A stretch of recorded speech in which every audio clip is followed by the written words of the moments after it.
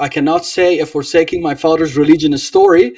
We don't have an ex-Muslim to share his testimony, but we have a very relevant topic to the day, to the time that we're living in. Brother Raymond, thank you so very much for accepting my invitation. I want to tell my audience I have learned a whole lot more about Islam after I converted to Christianity. I was born to this religion. I was um, I was taught the Sharia. I went to the mosque. The Shias told me this and that. I learned a whole lot from them. But then at 21, almost 22 years old, I converted to Christianity, and then I started studying Islam.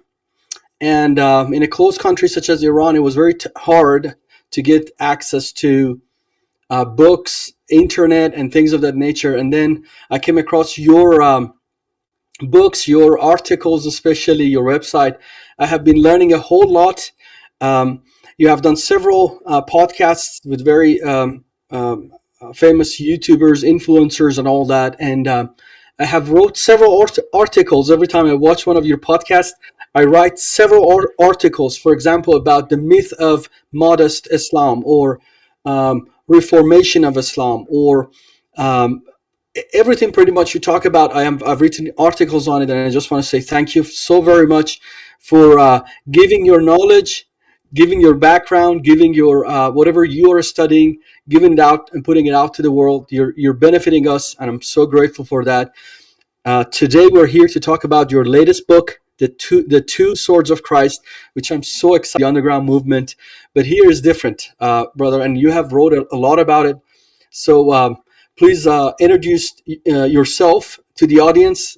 Tell us your latest book, and I cannot wait to hear. Well, thank you very much, Muhammad, and thank you for that excellent introduction. And frankly, I'm honored to hear what you said. I'm always, very, very happy to hear when people tell me that my work has been beneficial to them. That's the whole point in the end. So thank you Exactly. for that. And yeah, I'm my introduction to your audience. Raymond Ibrahim. I was born here in the United States. My family's Coptic Christians from Egypt, which is the native inhabitants of Egypt, the pre-Islamic Egyptian Christians who converted in the first century. So long, long history with Islam. We know what it means to live under Islam and with Islam and et cetera, et cetera. And I was born and raised here, but I kind of like understood everything back then due to my family, and I grew up bilingual, speaking Arabic of a sort anyway, the Egyptian dialect, and later on I enlarged it to speak the more formal standard Arabic. And yeah, I've been so based on my background like yours, because we are from the region, obviously our interest is innate. It's just part of who we are. But also growing here, I decided to actually study it formally. I was a history major, and before long, my historical studies were basically centered around Islam and Christianity, because being a Christian whose people are surrounded by Muslims, I naturally had an interest in that nexus, between Islam and Christendom. So really going all the way back to my college days, my master's thesis was about that. It was about the first battle between Christians and Muslims. And since then, I've been very, very much interested still in all that sort of thing. And, I mean, so really this has been my daytime job, the Islam issue. And I write a lot, especially about the persecution of Christians. And mostly lately, I've been writing a lot about history. So I'm going back to my initial professional academic interest, history. And which leads us, of course, to the book we're going to be talking about, which is The Two Swords of Christ. I finally got my author's copies. Here it is. And it's a pretty long one. I went overboard. And this one, the subtitle is Five Centuries of War Between Islam and the Warrior Monks of Christendom. And yeah, what you just said about the kind of Christianity that is in the East. Actually, the kind of Christianities that proliferate anywhere are very different from the West. And I Very think and one of the reasons is why I wanted to write this book. I mean, as usual, these ideas come to me. It's just innate interest. I like history, but the lesson, of course, is to show modern day Western Christians that you don't have to be a doormat. In fact, you're not supposed to be a doormat. One of the themes that I sort of elaborate a little bit in the book that I think is very important is when you talk about Jesus's words, I mean, it's all encapsulated in one verse where he really says, there's actually a lot of verses, but one that just comes to my mind right now, which I rarely talk about, is basically, be as harmless as doves and wise as serpents. And it just seems to me like Western Christians are really good at the first part, being harmless as doves, but they are not at all wise as serpents. What does that latter part mean, being wise as a serpent? It means don't be naive, don't be gullible, don't be an idiot. Don't just be kind of like, my job as a Christian is to always just, give you the benefit of the doubt and have you walk all over me and and I say, oh well, that's my job. I'm a doormat. And again, and the other theme, in fact, the title of the book, The Two Swords of Christ, this is in fact a reference to another saying of Jesus, where basically it's in Luke, and he tells his disciples, "Sell your cloak and buy a sword."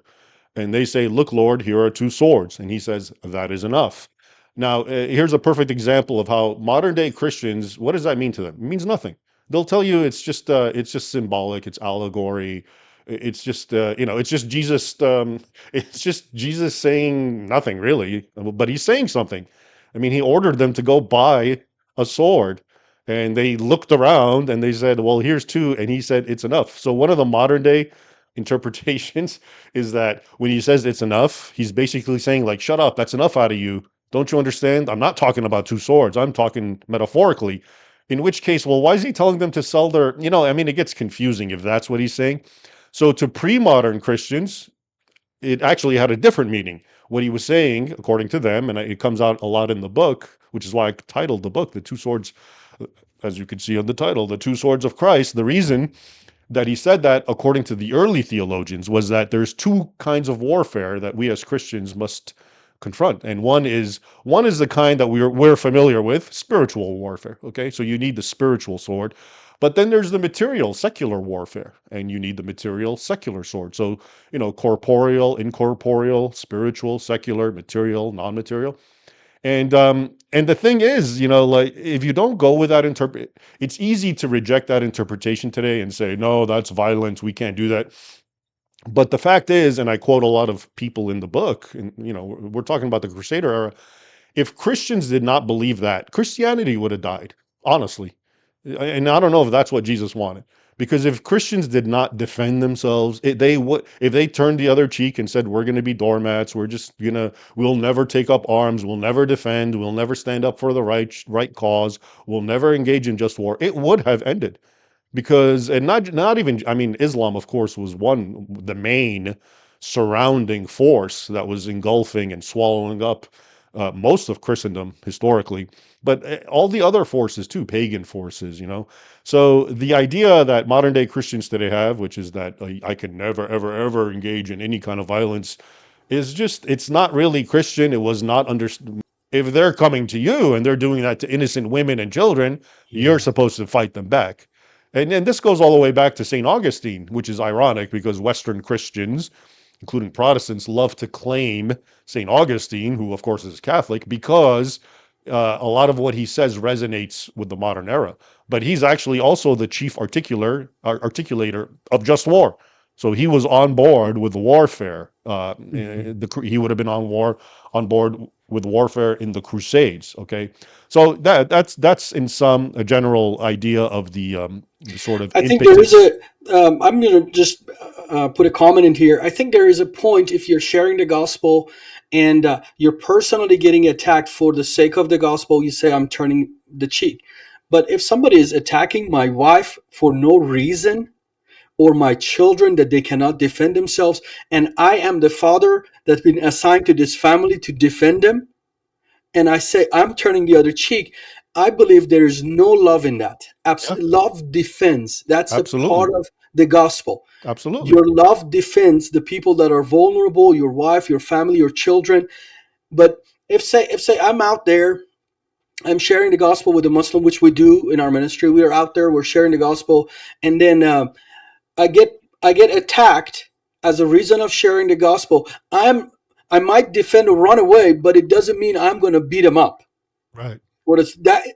I think that's the confusing part in the Western world, that turning the other cheek means as a nation also that Yeah. we need to Yeah. turn Yeah. the other cheek, Yeah. which is absolutely, if you know any Bible, Romans 13, or any of the government has been given to Yes. defend, Right. to protect. Right. I mean, how are you going to deal with Romans 13, 1 through 4? How are you going to deal with that? That it's their assignment by God, and they have a sword. They carry the sword not in vain. How are you going to? But I think it gets mixed with other things, and then this being a doormat or being nice or something like it becomes a virtue in the church or in the body of Christ. That means defending yourself or others. It's not been commanded by Jesus. Oh, you're absolutely right. And your point about it's become virtuous, it's also, I call it, here's the thing, to be what we're talking about, defending the innocents and and the poor and the weak against unprovoked violence. It's easy to not do that. You see what I'm saying? So Yeah. it's easy for me to say, no, no, I'm not going to fight back. I'm not going to defend them. And then I'm going to pat myself and say I'm a good Christian. Okay, so a lot of I think this idea of being a doormat is sort of it's so popular because of cowardice. It's a Yeah. lot of people don't want to take. It's hard to confront. It's hard to be confrontational and objectable and fighting back. No, but that's not easy. So a lot of these people, I think, who don't do it, they claim they're not doing it because they're pious, when in fact they're just cowards. Okay, but your other points, of course, we need to completely elaborate on them. They're all right, and the idea, of course, so the just war theory. Think about it. What do this isn't me. What do the theologians, like, including Saint Augustine? What does he cite? He talks about how, for example, the Roman centurion goes to Jesus to heal Yeah. his servant, Yeah. and Jesus heals him, and then and he has nothing but praise for the Roman centurion. I haven't found a man of such faith, etc. Right? Now, Hmm. generally, when Jesus performs a disciple, I'm sorry, when he performs a miracle on someone, it ends up, it culminates with him telling that person, repent, right? Repent of your Exactly. evil ways. He Hmm. didn't say that to this centurion. He didn't say, hey, now it's time to quit violence, because as a centurion, this man was in charge and responsible for, violence, including killing of people.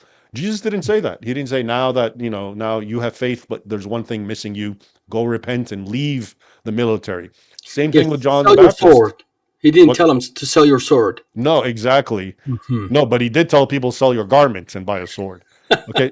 So this idea is, this passive idea, which would have been so alien to pre-modern Christians, has become so embedded, and I think in Western society, and I think it's intentional, and it's from people and elements that hate Christianity. Okay, they are behind this. They support this. They diffuse this message. They convince Christians your job is it's just an abstract idea. John 3:16. God loved the world, sent Jesus. I believe in it. That's it. I don't have to do anything, and I better not engage in any confrontational violence or any objectionable demeanor, activity, etc., because that's not Christian. And well, guess what? That kind of belief, that kind of behavior is precisely what the enemies of Christianity want, because it means you've If given I up. was a Muslim jihadi, Yeah, and if I know I'm going to attack you, I would first, I would take your swords away. I yeah. would completely strip you of your swords, your defense, and then ideologically, if you would speak about it, or in the army term, doesn't matter, physically, spiritually, however I can disarm you, that I could be coming in and plunder you. If I was a Muslim jihadi and I wanted to attack the West, that's what I would be preaching. You're a doormat. You're supposed to turn your cheek. You're not supposed to defend. If you're defending yourself, this is not virtuous, it's evil. Jesus is always about love and coexist and bringing everybody in the house. In fact, It's the ideology that the enemy absolutely loves.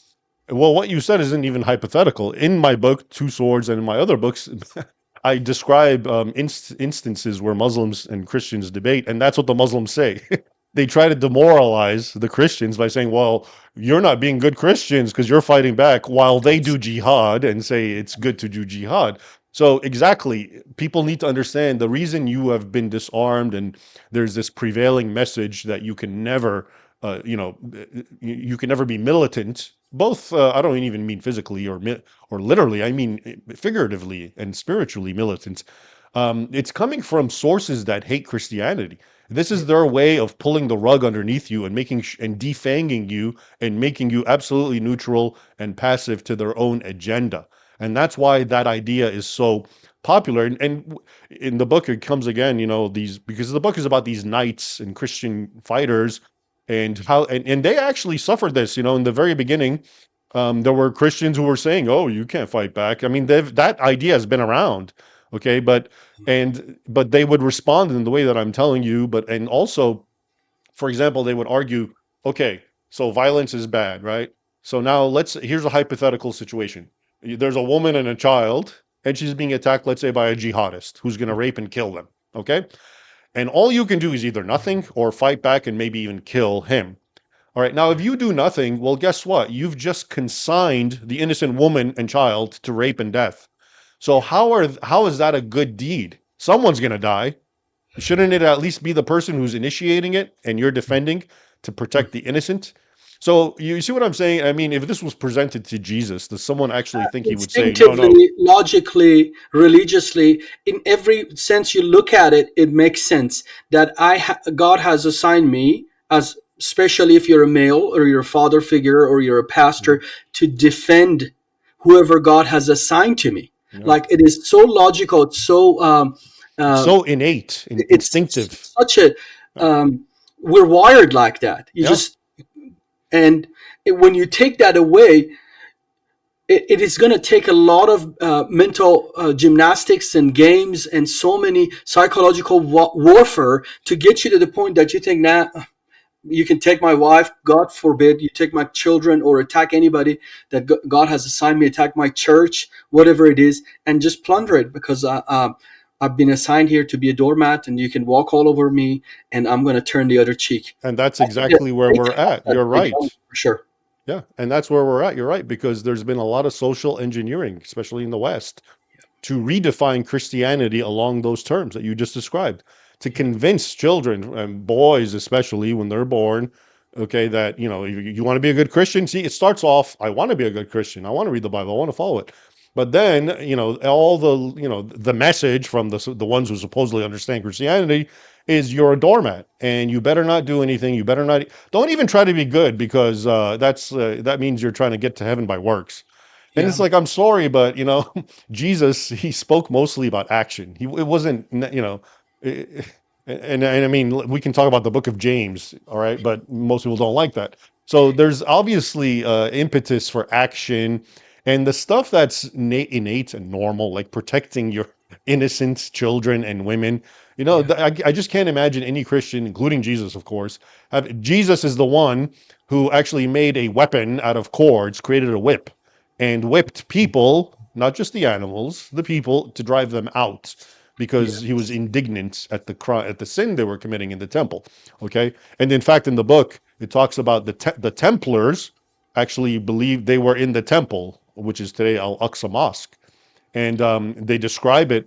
One of their ideas was they were actually inspired by that scene, which is, if Mhm. Jesus was whipping out these merchants, how much more must we act to whip out the Muslims who are actually destroying and attacking Jerusalem and the holy city and the Yeah. holy sepulchre and all the churches and so forth. And so to them, they actually described Christ as the first knight. Oh wow. Yeah. Oh wow. Yeah. So, so the first batch that you're talking about in your book is the knights that they were in the temple in Jerusalem, defending themselves and defending the temple from the invasion of the jihadi Muslims.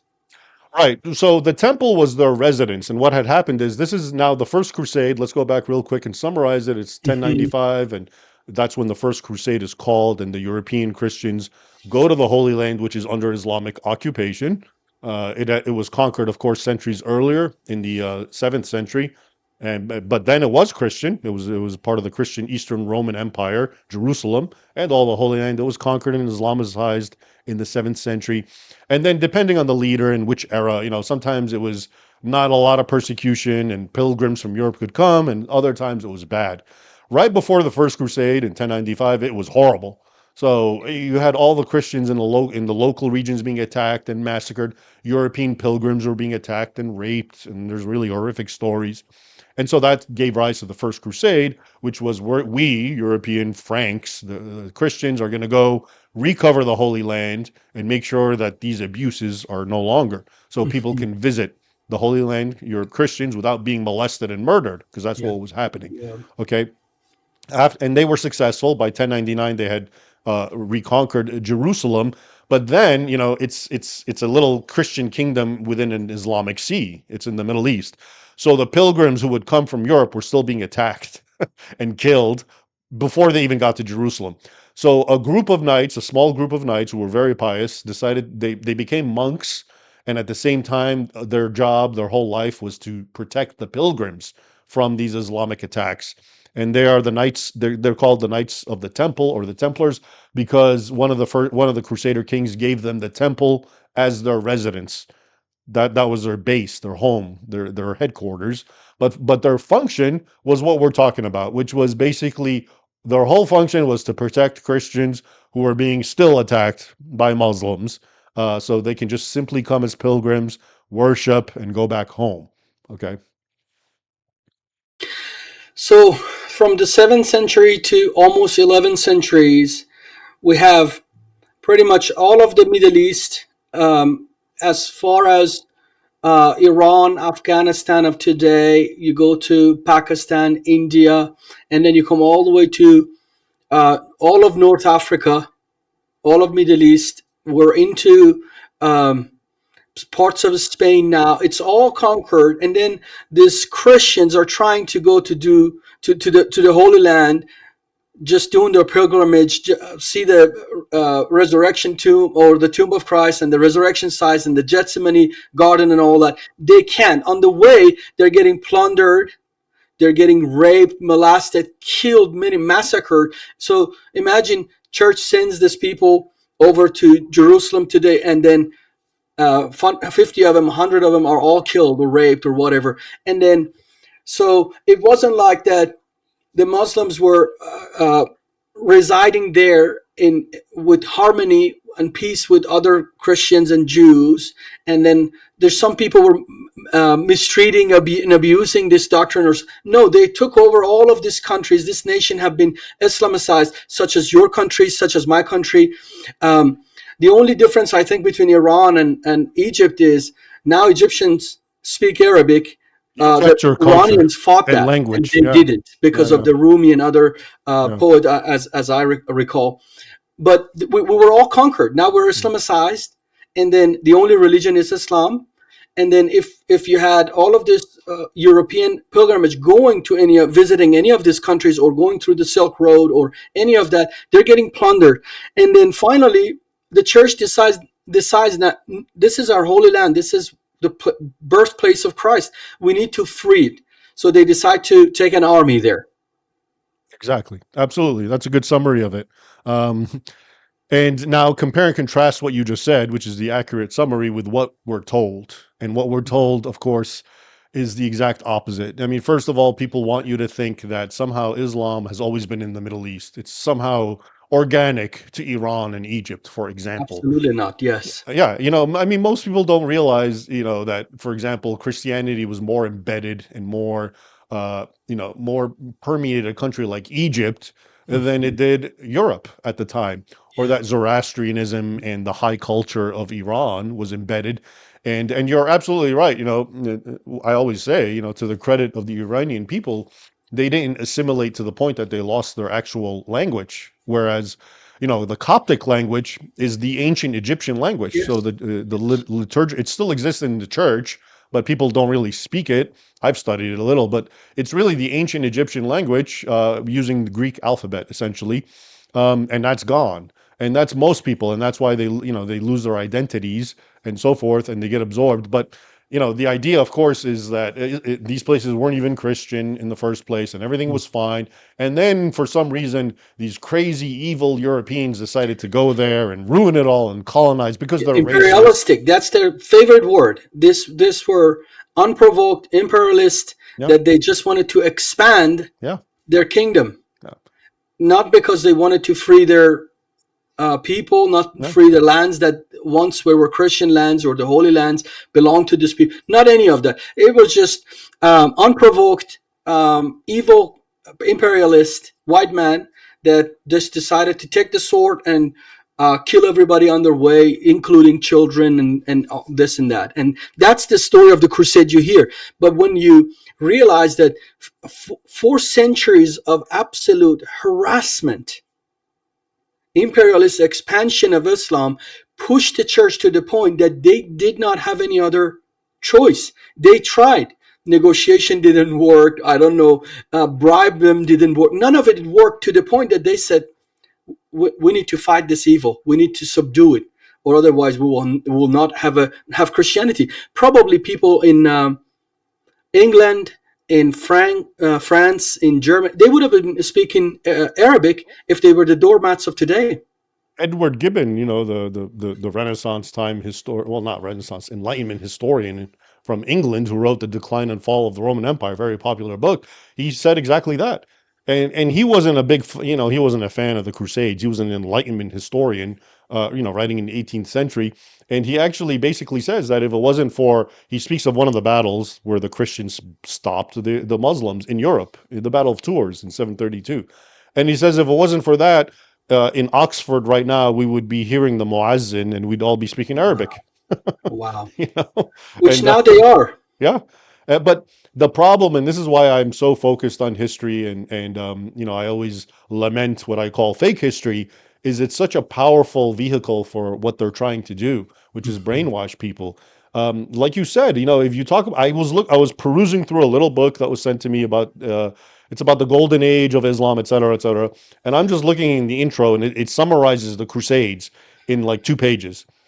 And oh my God, okay, the Muslims did nothing wrong. This was just about some Byzantine emperor who's angry because he's losing lands, and then the Europeans jumped on it because they want to gain lands and they want to betray him. And then and the only stories that are shared of Europeans are like they're cannibals. They were eating Muslims, and they were just and this is a PhD. It's a well-known book. I don't even know the title. It's somewhere here, but anyway, it's an approved book. That's what you should read. And to someone like me who knows the actual reality, it's so horrible because I know that if I wanted to give a summary in 2 pages, okay, I mean, I'll tell you what was happening. I'll tell you about the persecution that prompted it. That's why it really happened. Okay, but none of that is there. And if you read it, it's basically the Europeans, the Christians are horrible, and the Muslims are innocent, wonderful victims. And we have a lot to learn from what Islam did, and that is the mainstream narrative. So when I went to college and I studied courses specifically about these topics, these were the books that were given to me. And then I made the crazy move of actually reading primary sources, you know, and it was the exact opposite story. Primary sources are the people who live there, Muslims and Christians. And the Muslims are even more graphic and more insistent that this is holy war, this is jihad, they're contemptible infidels, et cetera, et cetera. So the whole point is there's this been subversive attack on history so that Christians, okay, do not understand that actually you guys have been victims for the longest time, and you've been fighting for the longest time. And now that you're finally, the West is been raised up, they want you to think that that's where you've always been, and you've been mistreating people. I'll give you a quick summary and I'll stop. But there's a book I had to review. It's called The Crusade and Jihad, and it's by one of these people. It's an academic, well-known academic, Robert Polk, I think is his name. I think he passed away, and I had to review it. 1,000 page. It's like almost 1,000 page, the book, and the title is Crusade and Jihad, and it claims to be a history of the conflict, kind of like what I do. Okay, in this 1,000 pages, something like the first 50 pages talk about the Islamic conquests and attacks on Europe that went on from 7th century to 18th century. Like 50 pages. And it's very hygienic and clean, and you don't even hear anything about atrocities or anyone killed. It's just war. Then So it's from 7th century to 18th century, 11 centuries, yeah, 1100 pages. years of attack. Yeah. It's out of Condensed. 1,000 gets Yes. 50 pages. Yeah. And then the rest is the colonial era. And now look at these horrible Europeans, how they took over.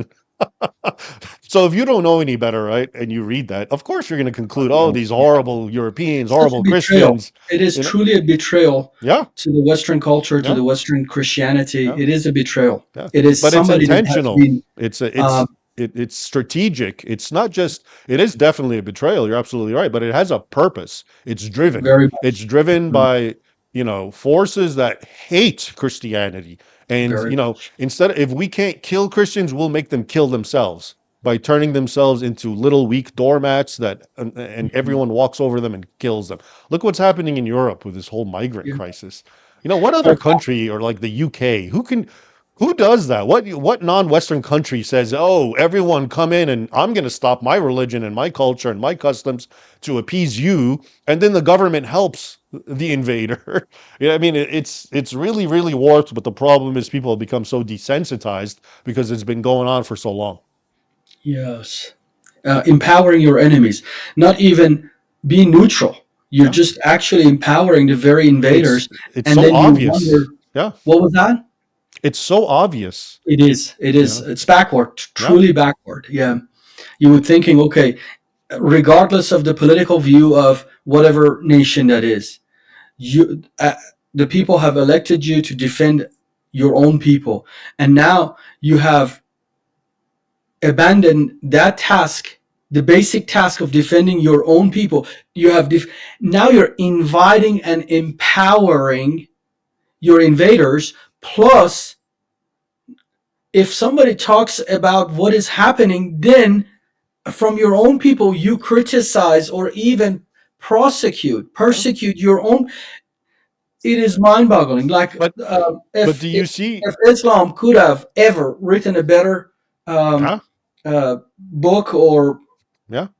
A any blueprint. Yeah, invasion theory, yeah, this would be it. yeah. And but what you described, we come back to the point, which is the only reason they get away. First of all, this phenomena that we just described and you just kind of underscored, it's only in the West. There's no non-Western nation where that acts that way. There's no non. Well, I don't care if it's Islamic, Buddhist, It doesn't matter Japan, exactly. Hindu, okay, Latin American. Nobody in those countries says, "Oh, you are outsider. Come in and dictate to me how I should live, and I'm going to change everything to make it comfortable for you." That never happens. The reason it's being the reason the West can be exploited goes back to this doormat Christianity idea. Okay, it's on the one hand, whichever Christians remain in the West have bought into this. Oh, it's my job to just let people come in and do whatever they want. And even the non-Christians, we have to admit, people don't realize this. Even if you are a secularist or an atheist, your culture, if you're a Westerner, is still infused with Christian ideas. Okay, so being a nice guy and 100%. turning the other cheek, making room for the outsider, that's still part of Western culture, even if you're an atheist. So the reason that all that they can do that and exploit and take advantage of Western people and turn them into these doormats is this assault and undermining of Christian theology. I mean, when you're talking, there is like at least 50 different questions from every point that pops on in my mind that could get us off what we're trying to talk No, in no, bring regard it to on. this. Uh, for example, this very idea of, let's say, I'm an atheist, I'm a secular person in the Western world, or in Christianity, and then you just deny that there's anything Christian about the founders of the West, or anything, everything is pretty much, it is discredited as being Christian or biblical. But everything that it is about, freedom, human rights, respecting of others' life, Yeah, actually yeah, nature, that you don't see it any other place. For example, in Iran, practically all animals have been in extinct. They have been hunted, poached, because if there is a respect, it comes from the Bible, that you respect what God has been given to you as a steward. You're not the owner. God, this belongs to God of the Bible, and you're as a steward, a manager, to manage it well. And then you say, no, that's no. The founders were a bunch of deists, and they never believed in anything biblical, or this is just an afterthought, and you need to get away from it. And the more you get away from it, then you're going to be invaded by very strong theology, such as Islam, that they don't play this type of games of, I'm here to coexist. And if you say, well, Christ is the only way to salvation, that's bigotry now. But to them, if they say Allah is the only way, oh, we love Islam. It's like, how did we, brother? How many centuries has been this brainwashing going, this programming has been going, that we are here in the West, that we think this is virtuous, that we're abandoning our history, our religion, and for the sake of being accepted by others or being nice to others, where all of this starts. Well, okay, so great points. So think about it. First of all, to all those atheists who insist, Western atheists who insist, there's no real Christian background to the West, etc. Here's one simple question. Okay, so why did all of the principles that secular Western humanists prize, all those principles, why did they just happen to happen in Christian nations and not in Islam, not in Buddhist, not in Shinto lands, not in Hindu lands? We always hear how advanced Islam was in the Golden Age. Why didn't all of these humanitarian principles rise there? Because the bottom line is they do come from the Bible. They do come from Christianity.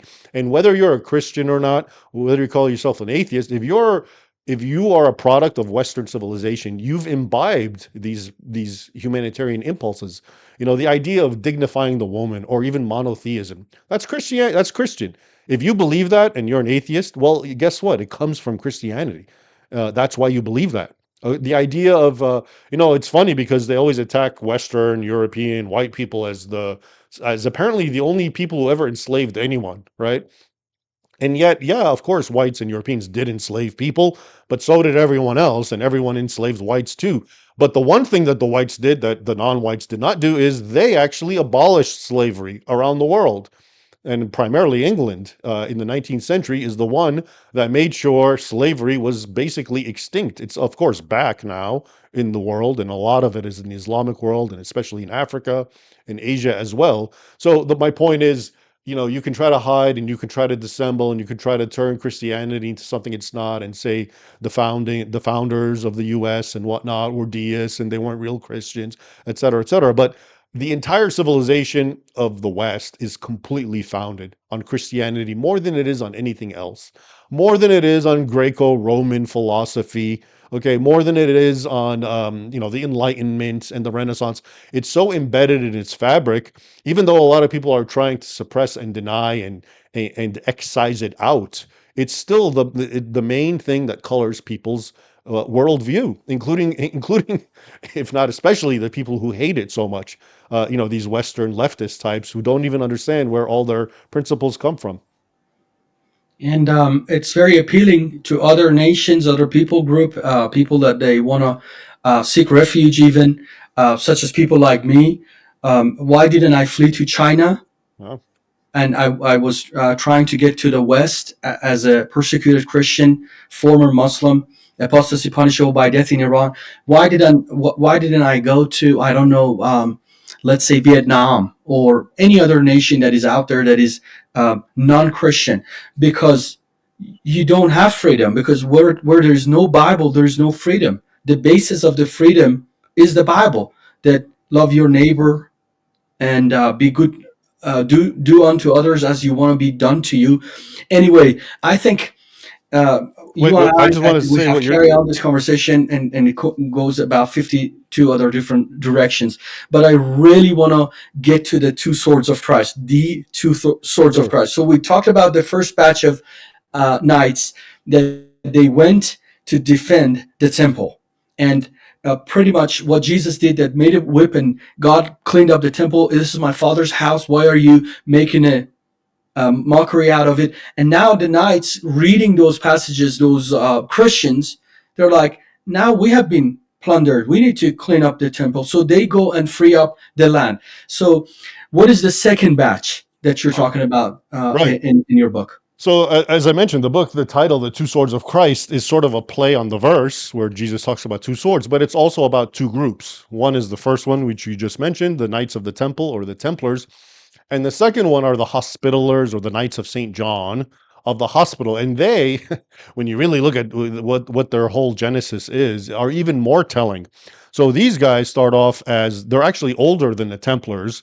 They are a Christian order and they're just dedicated to it's a hospice. So, a hospice back in the day, before hospitals. They built a hospice in Jerusalem, and they were also attacked by the Muslims there, back and forth. And they had to pay a lot of money to the Sultan to exist. But the whole point of the hospice was for whenever a Christian pilgrim does come, we can help them. We can give them a place to live, to sleep. We can feed them. We can try to take care of their health, medical needs, whatever. So that's their origin. And the verses that actuated them are, of course, the ones that are, which you mentioned, which is to help your fellow man. To their prayer included something, to our lords, the sick. Okay, so they are servants of the sick. Now, the word hospital today comes from these guys, the hospitalers.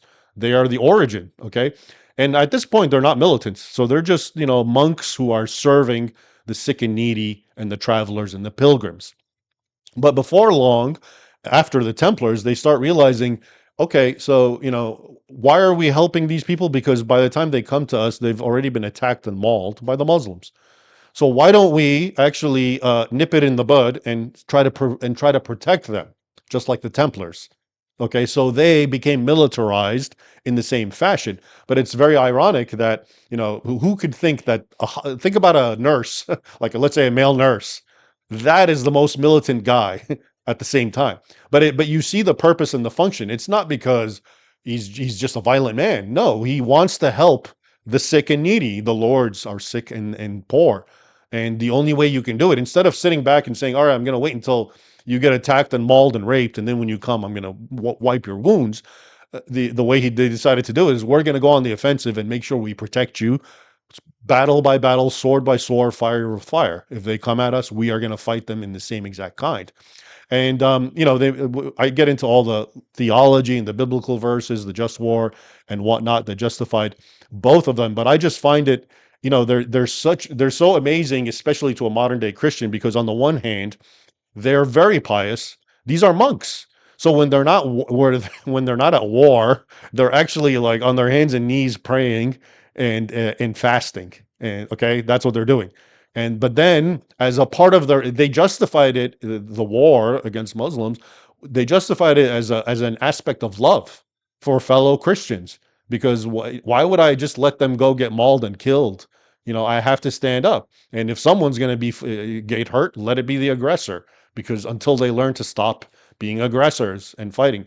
So it's very, I think it's very unique and very shocking to modern day Western Christians to come across something like this, because to them, I mean, again, go back to the hospital idea, a nurse, a male nurse, he's the last person in our mind today that we would ever think of as being militant, because how can you reconcile helping people with fighting people?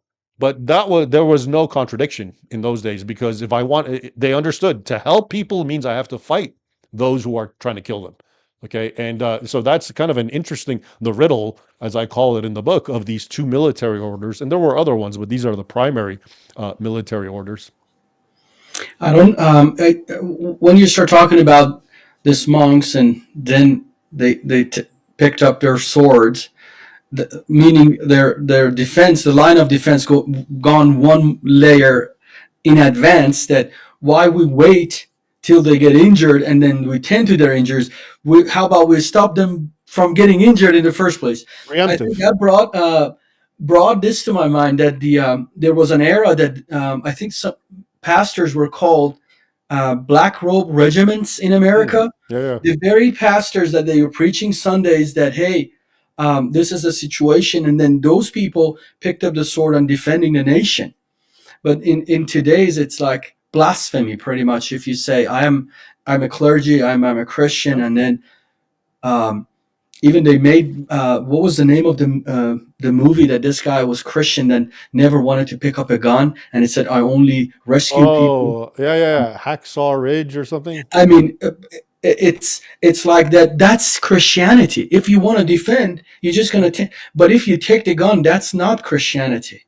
So there's an interesting idea here, and it helps explain what's going on. So the problem with modern day man, including modern day Christians, is they're materialists. And what that means is, okay, a regular atheist, secular materialist, it means I just believe in the material, I believe in what I see, none of this spiritual mumbo jumbo. Okay, that's concrete materialism.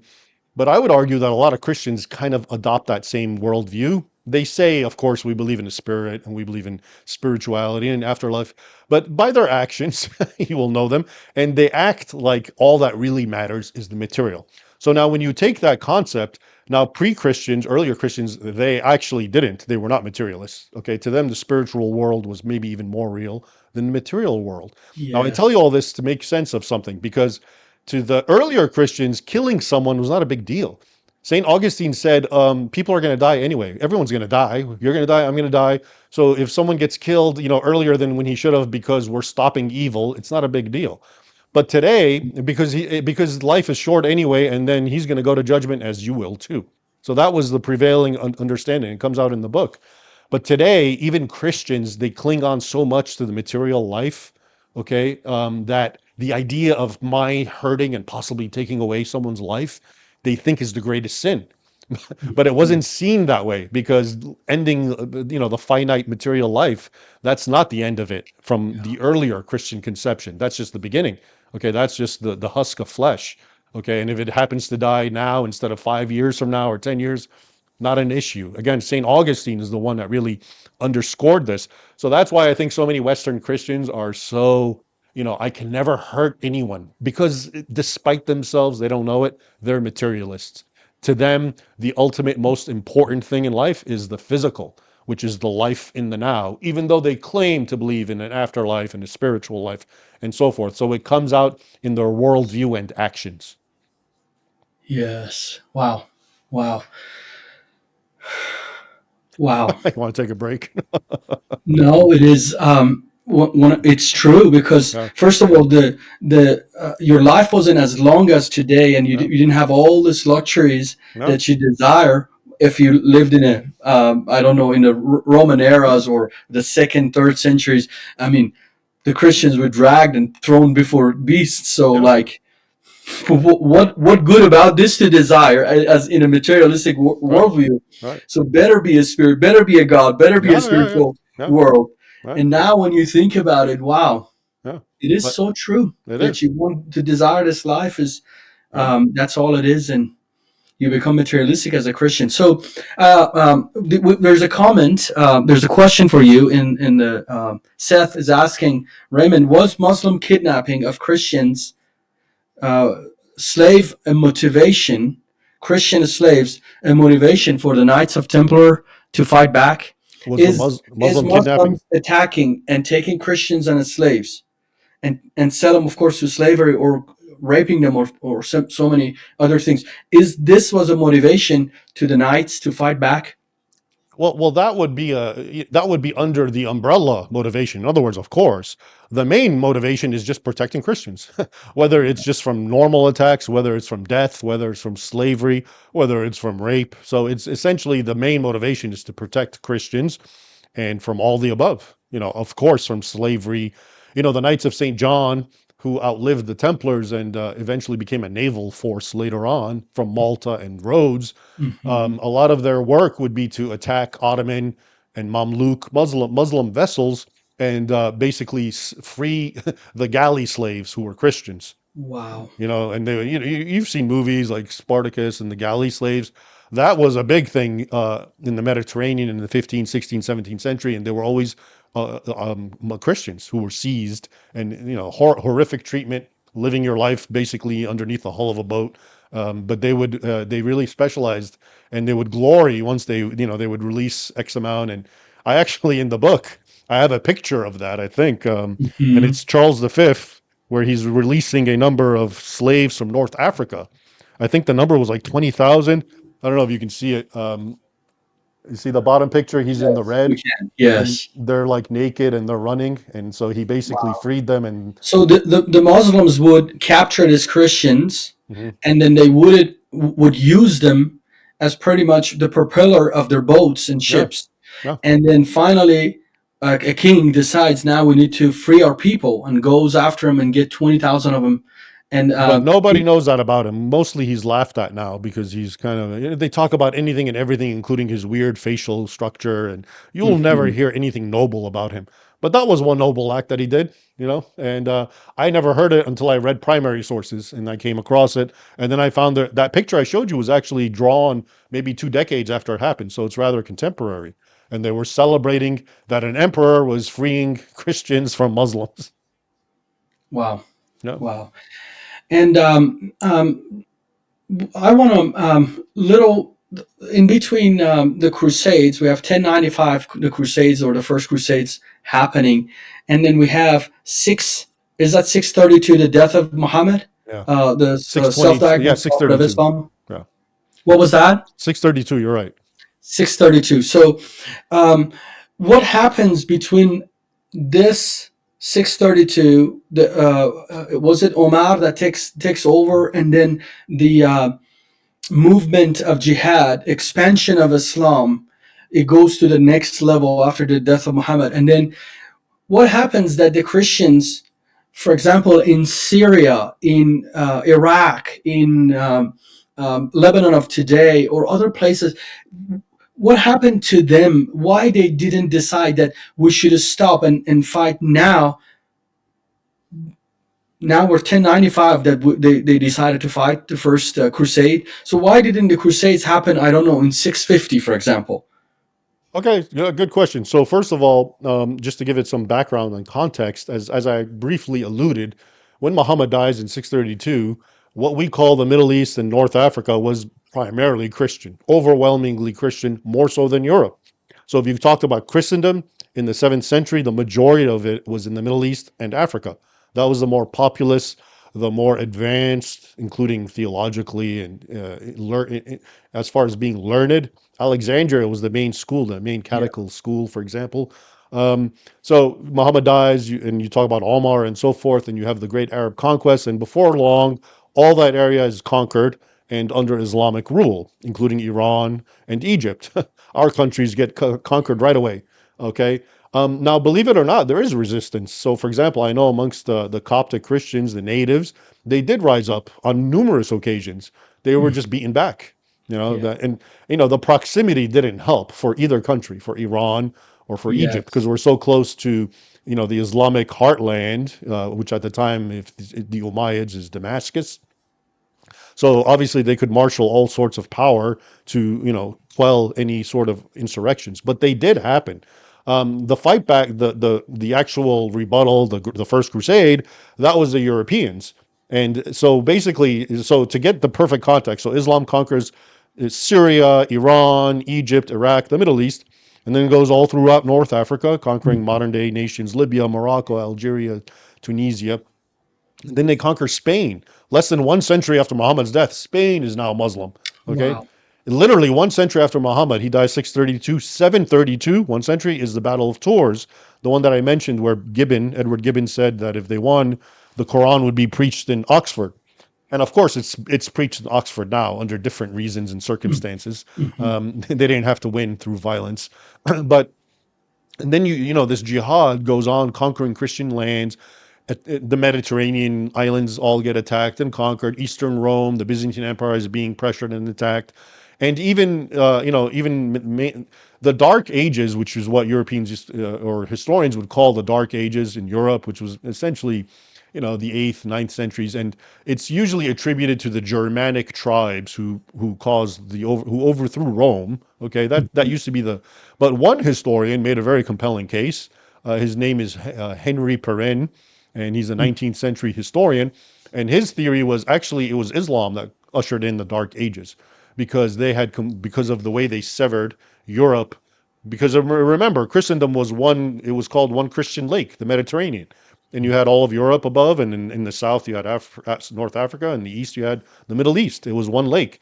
So Yeah. once they cut that and they took North Africa and the Middle East, Europe was on its own, and like I told you, that was the weaker brother, the younger brother.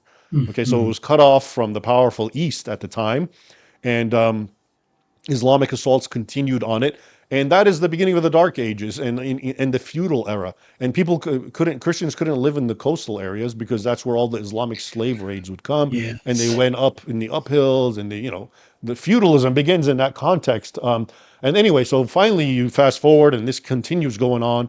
The Turks finally come, and they now their jihad goes even further.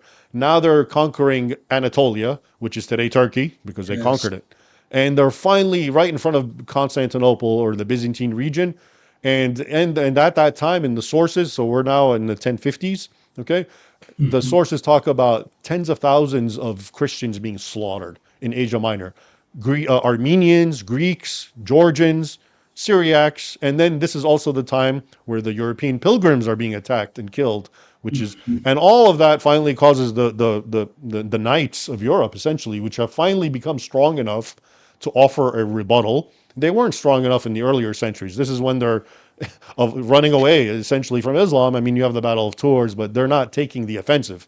Now they finally take the offensive, go back into the Holy Land, and it's funny because people don't tell you this, but the Armenians and the Syriacs and the Greeks who were living in the East under Islamic rule, when the Crusaders came, they basically fell on their hands and kissed their feet, and because all they saw were these big men with crosses coming to fight their historical oppressor, and going into churches and being believers, and it was just like, it was to them like salvation.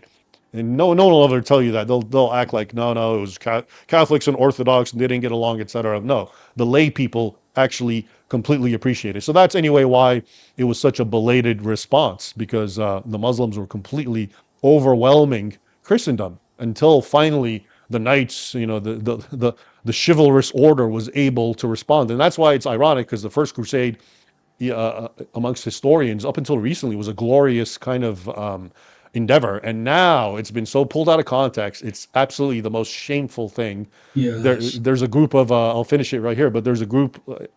The First Crusade conquest of Jerusalem is in 1099.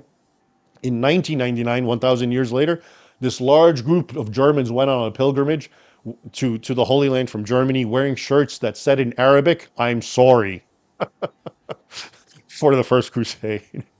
Anyway, yeah, Yep. you tell me, how does a Muslim register that when they see that? Oh, they're like, these people are absolutely out of their mind, like totally, absolutely out of their mind. Like then, and one thing, I have two things to say. First of all, uh, the Iranian people, right at this moment, 47 years of oppression of Islam in Iran. The Islamic regime. I'm not talking about the historical Islam, because when the king of Iran, the monarch, prior to the Islamic Revolution, the Ayatollahs was in charge. Yes, Iranians were Muslims, but they weren't oppressed. There were trades and flights from Tehran to Tel Aviv, and other things. I think they called it the South Korea of the Middle East. But lo and behold, the Ayatollah comes in power, Sharia becomes the law of the land, and Iranian people now went from a secular Islam to, actually, now you have to practice. This is not the house of war anymore. This is the Dar al Islam, the house of Islam. Now you need to practice Islam, and we'll force you to paradise. Why this is important? Because now, when the 12 days war between Israel and Iran was happening, I saw this, Raymond, with my eyes. I saw this from Iranians. They said if Israel ever gets on the land to fight, there were more Iranians joining the supposed enemy, but they were joining this. They called it the soldier of Moses. The Iranians will join the soldiers of Moses to take and remove their oppressor, Islam. Now I really, it's like where you shared about this Constantinople situation, then the Crusaders were coming in. I felt like that. I'm like, that is so true. If ever America attacks in order to liberate Iran from the hand of the Ayatollahs, Iranians would be tanking God and tanking the American soldiers or the Israeli soldiers that coming in to liberate them. I just felt it. Like I'm like, this is so true. Maybe the clergy and the imam and whoever is in the mosque is not going to agree with it, or Yeah, maybe some I don't know, some Christians inside Iran, the whatever establishment that is in Iran, they would say no, this is not the right. But the people of Iran, they're gonna fall on their knees and they're gonna thank these soldiers for rescuing them out of the oppressor, the original oppressor, which Benjamin Netanyahu called it actually the common enemy between the Iranian people and the Jews, are this very enemy, the yeah. Ayatollahs of Tehran. And this actually reminds me of, of the true nature of the colonial era. I mentioned it to you, and I basically said this is historians kind of pull it out of context. They don't talk about the long war that I described for 1,000 years of Islam's assault on the Christian world, and they just look at the colonial era. But even that, they don't tell you the fact that a lot of the native people were so happy that Europeans came in and put an end, or minimized religious rule, and this includes Muslims. I read, let's say in Egypt, I read a lot of writings, contemporary writings during the time under British rule, and people, including Muslims, talk about it as this was the greatest time because we had science and technology and progress and literacy and equality, and you're right. It's people forget it. It's not like a Muslim gene for everyone to want Islam. It's the ones who actually profit and are in power because of Islam. Greatly benefit from the Yeah, whole the controlling ulama, the and leaders, and in so forth. the I think it's the isolation. Islam is the master of providing isolation because the ideology only survives in the vacuum. When debates happen, it's just there's so many holes in it, such as worse than the Swiss cheese, that you just start talking about Islam, it will fall apart. You don't need to bring any other ideology such as Christianity or Judaism, Buddhism, or any, just talk about Islam. Show Islam to Muslims. They realize this is not a divine, inspired anything. This is just a man creating its own God and calls it Allah, and then being inspired by Allah to do whatever he wanted to pleases him. That's the bottom line of Islam. But Muhammad realizes this, of course, and then passes down this to his caliphs, that we can't have debates. We can't have anybody make fun of us. We can't have anybody that is debating us, or anybody that disagrees. It's mushrik, is infidel. Just get rid of him. Then they create this isolation for Muslims, which creates this really weird controlling situation to keep him in that bondage for the whatever political reason or other reasons that they have. So And I, what you explained is very important because it's 100% true, but it's also applicable to what Western people are suffering from now, which is called the left. Okay, the bottom line is, so let's go to what you just said. Islam cannot brook or tolerate discussion because it's so easily exposed. This is why they have blasphemy laws. Okay, this is the number one reason. Even I translated something a long, long time ago from Ibn Taymiyyah, who Mhm. basically says that, like, yeah, actually words against Islam are worse than war and violence because they have the power to completely destroy it. So that's why it's so stringent and fanatical about what you say and any criticism. But now, if you move to the West and you have this power that they call the left, and I hate that word because it's not accurate, but you notice that even though the left is supposed to be liberal and open-minded, they Yeah. are like Muslims when it comes to debates. They don't want anyone opening their mouths. They don't want anyone challenging them. They lie. They distort. That's the whole cancel culture, right? The whole Yes. no free speech for you, and that also explains why a lot of people will wonder why are Muslims and leftists allied. They're so opposite. The Muslims are draconian, authoritative, conservative, and the leftists are the exact opposite. They're all Supposedly, they have a theology, they have a God or something, but then liberal, the leftists, they're godless. How did they align so well? How do they mesh and get together so well? I mean, one is atheistic, one is monotheistic, supposedly. This is not going, but then you just go one step, 1 inch below the surface, you're like, my God, this is the exact same practices. hmm And the reason is, once you get past the admittedly very different surfaces, right? The one is the left and all it believes, liberalism, and one is conservative patriarchy and toxic masculinity and whatever, Yeah. right? Islam. You find out really when you get beneath all these things, what's going on is it's a battle between truth and falsehood. Okay, That's Christianity is the truth, and falsehood has different faces, different yeah. anything that's not true is false, and there's a myriad countless forms of falsehoods. So one is the left, as we call it, and one is Islam. They look different, but in essence, they're the same thing. They're the same driving force against the truth, which is why, even though they look so different, The left looks more like normal people, and Islam even looks closer. In other words, if I put them I would put normal right people here, and Muslims here, and the left here. So Mhm. both of them are closer to like the right, which doesn't make sense, and yet they're together. And the reason is, like I'm telling you, because it has not. These are superficial differences. The real difference is they are fundamental falsehoods at war with truth, and that's why they can be Yeah. allied with each other, and they can overlook each other's differences for now. Spiritually speaking, they both have the spirit of Antichrist. Yeah.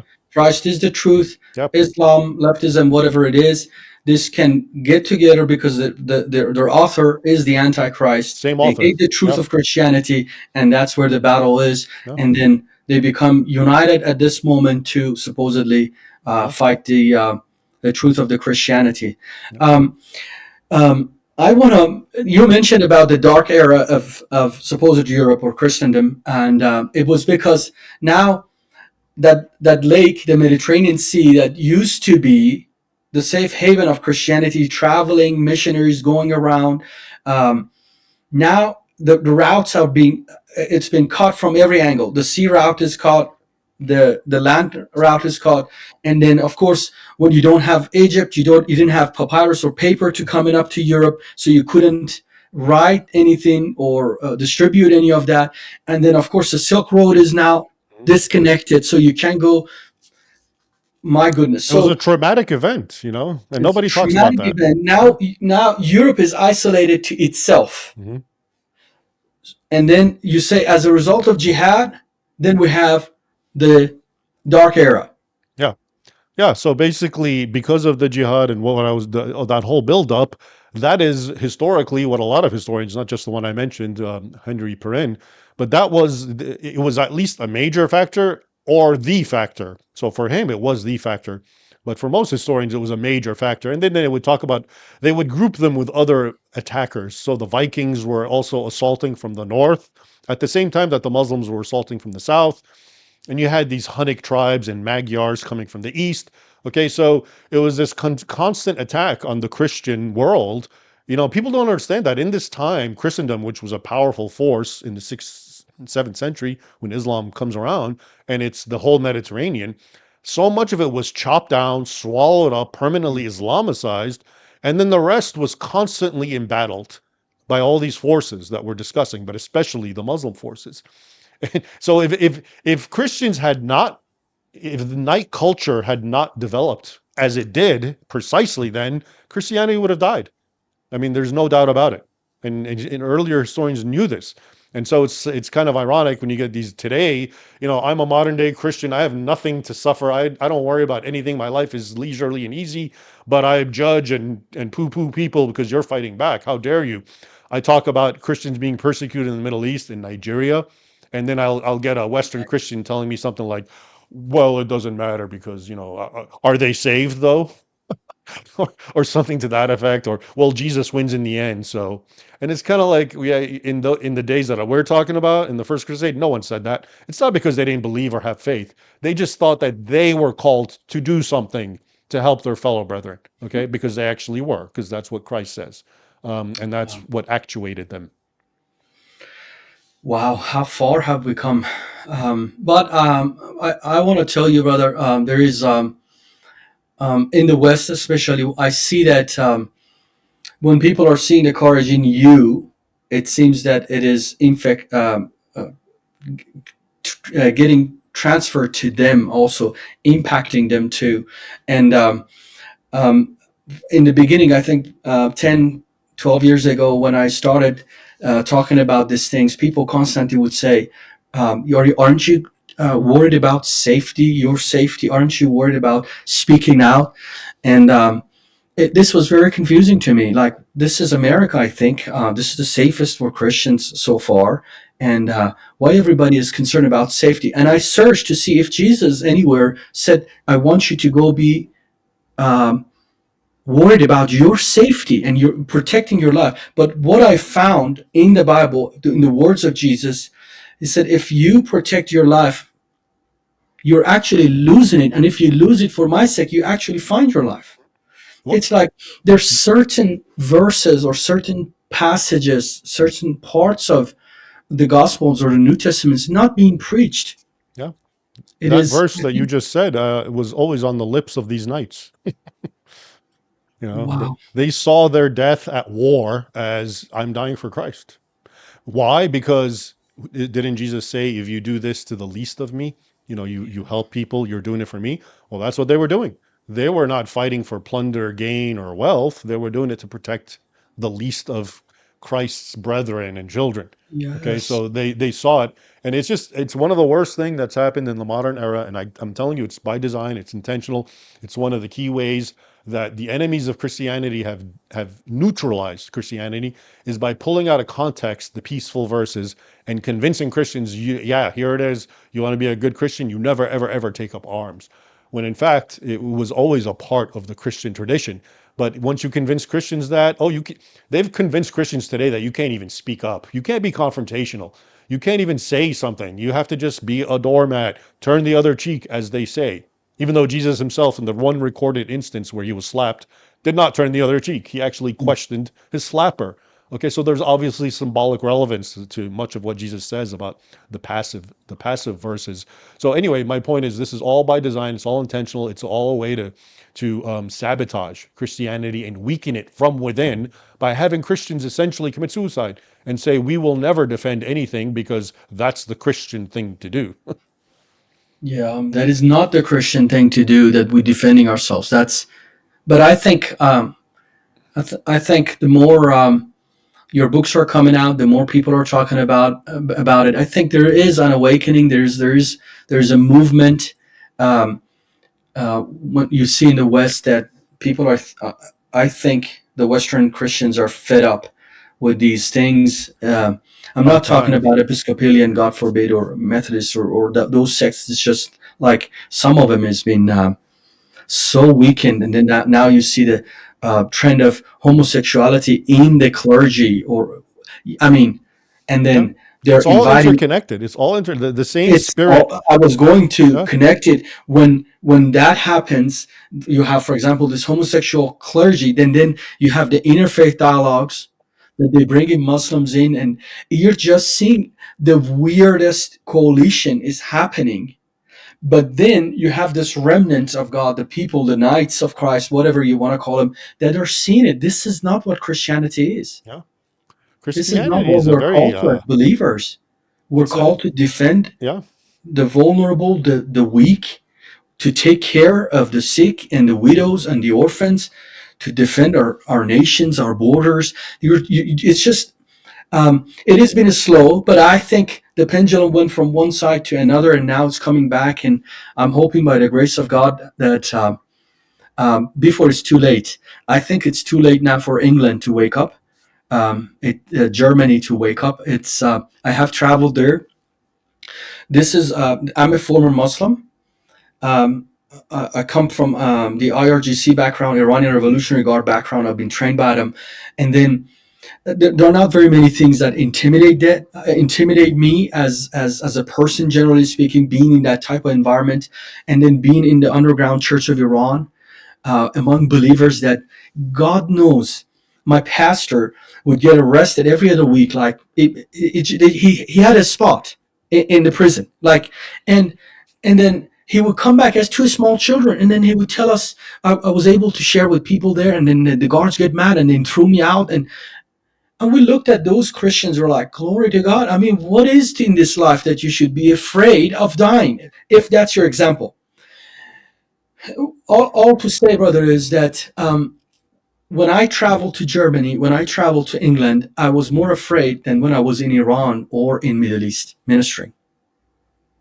The version of Islam I see, the Salafi, the Wahhabi, that type of yellow bearded, ugly looking with the mark of the beast on their forehead. You're like, this even is worse than Middle East now. They're scrolling around on a Friday. If you drink or you're not wearing your hijab, they're enforcing the Islamic code. I mean, in Germany, I mean, people don't believe it.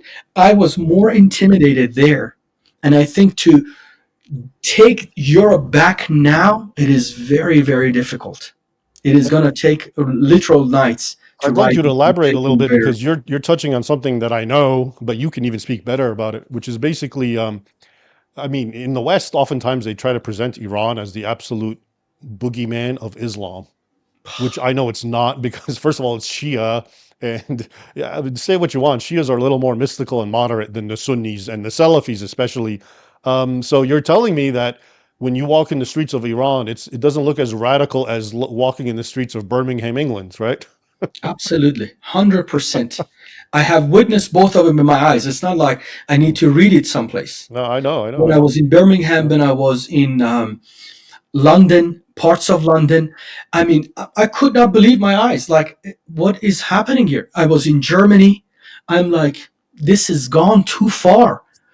I mean, Iranians are turning away from Islam. They're turning, Mhm. and the Islam that is in the Europe is worse than the Islam that we've been practicing for the past whatever 14th But it's century, worse. 15th Here's century. the thing. It's worse, I think, because the people bringing Muslims into Europe are bringing the worst ones. The worst one. It's That Muslims, intentional. even Muslim countries, don't want them. Yeah. It's kind of like what I hear here in America. The same thing's happening, which is, the people who come from Mexico is giving us their criminals, the people they don't want. So it's almost like in Europe, the Muslims, it's not, there are good moderate regions, better than others. Okay. But they're bringing literally Salafis and Wahhabi types, and jihadists. Those are Yes. the ones that are brought into Europe. And this is why it's so hard to imagine that this is all organic, that it's not by design, that this is just happening. No, there's something going on that's very intentional and very destructive and with very ill There is intent for something Europe. very diabolical Yeah. that is going on, that is empowering, bringing these people, and then there is so many non-profits or charities that are helping, enabling them, Yeah. and then you tell them that assimilation is a evil thing in this charity type of situations. What is this one? Lutheran Family Services or something like that. I'm not talking about Lutherans in general. I'm talking about a specific organization that tells this, for example, Afghans or Iraqis, that assimilating into American is a bad thing, is unnecessary. Keep your culture. We want you to go to mosques and practices. You're like, this is not normal. This cannot be grassroots. This people have come up with these ideas on their own. It has to be a very diabolical infiltration of these specific organizations to enable the enemy within, Yeah. empowering them, and pretty much cut them off from any Western Christian influence. Yeah. And here's, I always say this, you can think with me, maybe you have a better idea, but to find out if something's weird or abnormal, what I like, let's say in the West, what I like to do is compare and contrast it with behaviors outside the West. So we already discussed in the West, if you're a European, well, you need to suppress your religion and your heritage and your culture and make room Yes. for the newcomers. Can you think of another country or civilization outside the West that would ever do that? Never. There is and none. and and they're the majority. You remember, Europeans or white people are something like 6 to 9% of the whole world. Okay. And they're the ones who are told you have to give up your land, you have to give up your culture, you have to suppress yourself and make room for the minority, because in their eyes they just see America and Europe, and they're still the majority, the Europeans. So they feel it's their job to give in. But in the context of the whole world, you guys are a small dot. You're like an endangered species, and even Yeah. your own homelands, you are being conditioned to give away, and your own civilization. It's I've never seen anything like this. It's so It's mind-boggling, and serious. that's Yeah. why it goes back to it's all by design. There's no way. It's of course it's a long-term project, and it took generations to convince people to kill themselves the way they are, but it's definitely by design. I, but Raymond, I can sit here, God knows, and I mean, you talk, there is points, ding, ding, ding, ding in my brain. It's turning on. I just need to stop and then ask you, tell us more about the book. Where can we get it? And if people want to get your articles, your writings, where do they need to go? Everything you will say, it is already in the description of this video, and people can go click there. But please tell us more about that. Sure, and thanks for the opportunity, Mohammed. So my one-stop place for everything is my website, raymondibrahim.com, RaymondiBrahim. All my articles are there. I'm still working on the website. It's being renovated, but they go back. That website was created in 2004, I think. So I've got over 20 years of articles. Last time I checked, it was over 2,000 articles that I had written in the last 2+ decades. But also, there's links to my books. You can also get signed copies if you want to help support my work, and I'll sign a copy and personalize it for you. And then there's links to my YouTube and whatnot. And yep, and this is the new book, The Two Swords of Christ, which Wow. talks a lot about the themes we discussed and how Christians were able to surmount this idea that you're a doormat, and they actually learned no, that true love can manifest itself through militancy. Okay, because we're not limited to this material world, and it's all about stopping evil in the now and protecting the innocent and the poor. Wow. So that book, I think, is going to be very. I'm hoping it continues to open eyes like its predecessors, the Sword and Scimitar Yes, the Sword and Defenders. Scimitar or the Defenders of West. Excellent works. Thank you Thank so you. much for what you do. Please come back. I I will. think, I enjoyed um, this. yeah, I think we can talk a whole lot then about Islam itself, Yeah, the sure. origins of Yeah, Islam and the laws of Islam, what Muslims believe in the books. I'm not talking about individual Muslims as a yeah, general, and I think it would be good discussions, and then. Um, maybe we do one on the Defender of the West, the sure. Defenders of the West, and also the Sword and Scimitar. So you're always welcome back, Brother Raymond. Thank you so much for your time. I know you blessed a lot of people. Any final thoughts? No, thank you very much, Mohammed. I'd be very happy to join you. Usually, after my first interview, I decide if I'll ever do another interview with that person again or not. And by all means, you pass with flying colors. So, anytime you want, just contact me. Thank And you. yeah, I think we have a good chemistry, and we can cover a lot of territory. Awesome, awesome. Folks, you heard it. Make sure you go to raymondibrahim.com and you can subscribe to his YouTube channel and make sure all of the his X account, I believe Instagram account, YouTube, all of it is in the description. And make sure you support my brother. And then, folks, thank you so much. Share this everywhere because people need to hear these things, especially Christians in your church. Your pastors need to hear this. But until next, God bless you and you have a great day. Thank you so much, brother. It was really, really good. I really enjoyed it. We could have Okay, let gone. me let me turn it off on my end, Sure. and let me tell the people on my channel that sorry, I'm not able to respond to. Or actually, are you there? Are you okay? If you want to hang on a little bit, Mohammed? Sure, sure, sure, sure. I'm here. Yes. Okay, let me try to answer some of these. I don't know. We're off my channel, but I think we're continuing. If you're broadcasting Yeah. the same thing, I can actually check real quick Okay, on go for it. Maybe yeah maybe we're not. on your YouTube. Give me one Yeah, maybe second. maybe because you turned it off, we're not. Which is fine. Let me look real quick. You we are live. Actually, I think we're fine. We're good. We're good. Oh, we are live? It looks like we're. I just checked your YouTube. It looks like we're still live there. Okay. All right. You see it? Am I even visible or am I like invisible right now? Give me one second. I'm gonna check it on my phone real quick because you're right in the main page right here. Oh, we are live? It looks like we're. I just checked your YouTube. It looks like we're still Okay. live. You know what? I think I will try to answer some real quick. Maybe there's some for you too. Um, Absolutely, I'm let me here. just, yeah. Let me get my. Thanks everyone for joining us. Scarlet Rose, thank you for the super chat. And I fish in a tie. God bless you both, and pray for Nigeria and Sudan. Yeah, for sure. And What they're going through is horrific, and no one, including the Christian West, is barely talking about it. Unfortunately. right. It's hard for me to see the rest. If anyone, thank you all for joining us and for getting on my live chat. I'll try to contact you, or you can always contact me on my website. But anyway, thanks again. Thanks very much, Mohammed. And Of we'll course. do it again. Absolutely. I'll end it Let's on do it my again. end. Bless you, brother. Okay. Goodbye. Take care. Bye bye.